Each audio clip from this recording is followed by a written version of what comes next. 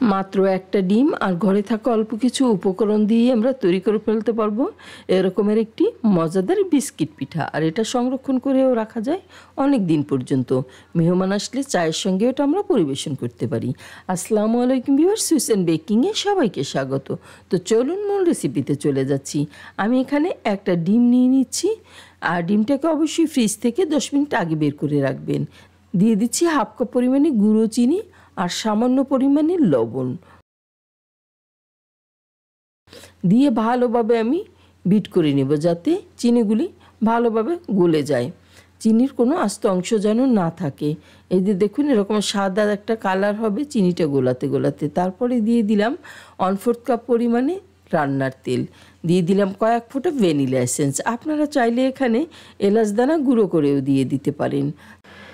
দিয়ে দিচ্ছি 1 কাপ পরিমাণে ময়দা, একদম ভরা ভরা 1 কাপ নিয়েছি আমি এখানে। দিয়ে দিলাম 2 চা চামচ পরিমাণে গুঁড়া দুধ, দুধের স্বাদটাকে বাড়াবে।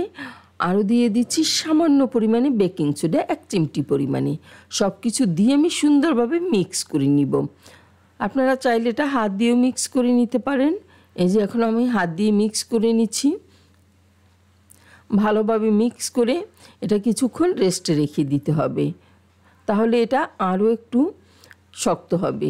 এই যে দেখুন আমি ফিরে আসলাম 10-15 মিনিট পরে। তারপর একটা টেবিল চামচ নিয়ে আমি মেপে মেপে এই পিঠাটা তৈরি করব বা বিস্কিটটা তৈরি করব, কারণ তাহলে সবগুলি এক সাইজের হবে, কোনোটা ছোট বা বড় হবে না। প্রথমে আমি এরকমের একটা লম্বা ডো তৈরি করে তার উপর একটু হাত দিয়ে চেপে চেপে নিলাম। এরপরে এই যে দেখুন একটা চাকু নিয়েছি, চাকুর পিছনে ছাড়তে দিয়ে আমি ডিজাইনটা করে নিচ্ছি। খুবই ইজি। এই যে একটা তৈরি করা হয়ে গেল। এভাবে আমি সবগুলো বিস্কিট পিঠেই তৈরি করে নিব। আর 10 মিনিটেই কিন্তু এটা তৈরি করে ফেলা যায়, খুব বেশি সময়ের প্রয়োজন হয় না। আমি প্যানে তেল দিয়ে দিয়েছি, তেলটা হালকা গরম হওয়ার পরে পিঠেগুলি দিয়ে দিতে হবে। খুব বেশি তেল গরম করা যাবে না কিন্তু। আর চুলার হিটটা অবশ্যই লো মিডিয়ামে রাখতে হবে।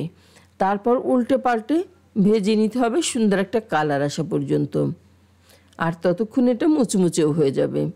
এই যে দেখুন আমি বারবার উল্টে পাল্টে নিচ্ছি। পিঠেগুলিতে যেহেতু ডিম দেওয়া তাই একটু ফেনা ফেনা উঠেছে, এতে চিন্তার কিছুই নেই। এই যে দেখুন সুন্দর একটা কালার চলে আসছে।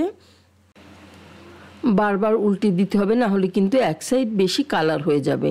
আর চুলার হিট অবশ্যই বাড়ানো যাবে না, তাহলে ভিতর থেকে কাঁচা থেকে যাবে আর উপর দিয়ে পুড়ে যাবে, তখন পুরো পিঠাটাই নষ্ট হয়ে যাবে। তাই বারবার উল্টে পাল্টে এটাকে ভেজে নিতে হবে। তোলার সময় মনে হতে পারে যে এটা বুঝি নরম আছে, আসলে এটা ঠান্ডা হলে বিস্কিট পিঠাটি আরও শক্ত হয়ে যাবে।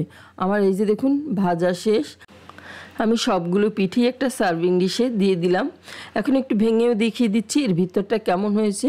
এটা চায়ের সঙ্গে খেতে কিন্তু খুবই মজার একটা পিঠা। আশা করি আজকের এই রেসিপিটা আপনাদের কাছে অনেক বেশি ভালো লেগেছে। ভালো লাগলে বেশি বেশি শেয়ার করে দিবেন। সবাই অনেক বেশি ভালো থাকবেন। আল্লাহ হাফেজ।